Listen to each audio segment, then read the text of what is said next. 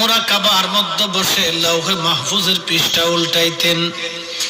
প্রশ্ন করবেন হুজুর উনি কি করে লৌহে মাহফুজ দেখতেন?